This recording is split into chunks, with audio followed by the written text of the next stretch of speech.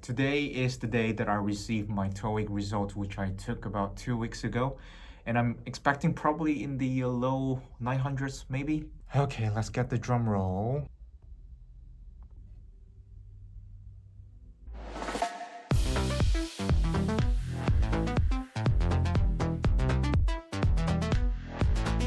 For those who are watching this video, and if you're not from Korea, you probably wouldn't have heard of what TOEIC is. TOEIC is an English proficiency test that measures the everyday English skills of people working in international environments. In countries like Korea or Japan, almost everyone is expected to take TOEIC when applying for jobs, even if they're lived in English-speaking countries. That's because the English fluency is not common, and companies use the test as a clear benchmark of ability. The test is divided into two sections, listening and reading. Both range from 5 to 495 points, and the total score ranges from 10 to 990. Most Korean companies require a TOEIC score of 700 to 800 to pass the resume screening. Some highly competitive positions, like in foreign affairs, may require 900 or higher, though that's very rare. As for my own experience, I lived in the United States and attended high school there, and later completed my bachelor degree in Netherlands, where my entire program was taught in English.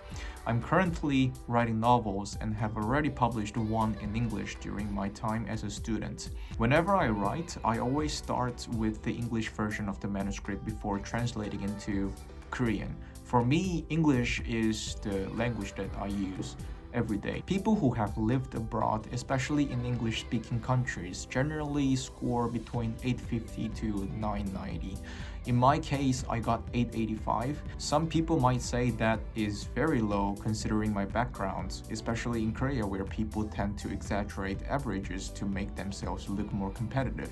But the truth is, the TOEIC exam doesn't fully reflect your real English ability. It's a test of strategy, time management, and familiarity with the format. Scoring high doesn't always mean you can speak well, and scoring lower doesn't mean you're not fluent. Let me show you a couple of examples. These are the mock exams that I took before the actual test. One thing I noticed was that reading isn't very intuitive, even when the passage itself and the questions aren't that challenging. Here is one example. This passage isn't particularly hard to understand. It's about the retreat plan within a company, and when you read this question, intuitively it seems to be A. But you realize it's not when you check the answer because of the second passage where it explains the company's retreat schedule. Now B is going to be more accurate answer than A. Here is another example. So for this one, intuitively the answer seems to be attendance because the whole context of the passage explaining about the system that tracks the working hours of employers, but the answer was surprisingly timekeeping, which was quite surprising. Here is another example. Intuitively, I thought this was those because if you're writing an announcement in a company, I wouldn't find anything wrong if you put those in this context. But the right answer was anyone, and these are the example questions where you have to be familiar with the format of the exam even though you speak good English. The way the questions are designed makes it tricky to solve. It's less about understanding the meaning and more about catching the small details under time pressure.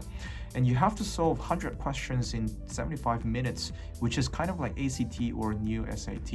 And this is basically why the test might not reflect your real fluency. For the listening, I did not prepare at all. I had no idea about the format or whatsoever, and I just took the test right at the spot. The listening comprehension was quite easy to understand, but I missed several questions because I wasn't familiar with the structure of these parts. And that basically reflected to my test score. If you see it here, you can see the difference of average score between reading and listening. Seems like most people are comfortable with listening than reading, but for me, I got listening worse than reading, so yeah. The TOEIC was a pain in the ass regardless of my actual fluency, so this video was really to demonstrate that even if you live abroad for years or work professionally in English like I do as a writer, it's still not easy to score over 900 on the TOEIC unless you specifically prepare for it. Think about it in this way, even if you're a native Korean speaker, Would you be confident getting a perfect score on a Korean standardized test without studying? Probably not. These tests require more than just language skills. They take strategy, familiarity, and yes, sometimes even a bit of luck. So if you didn't get the score you were hoping for it, don't be too hard on yourself. If you keep working at it, you get there. Just keep moving.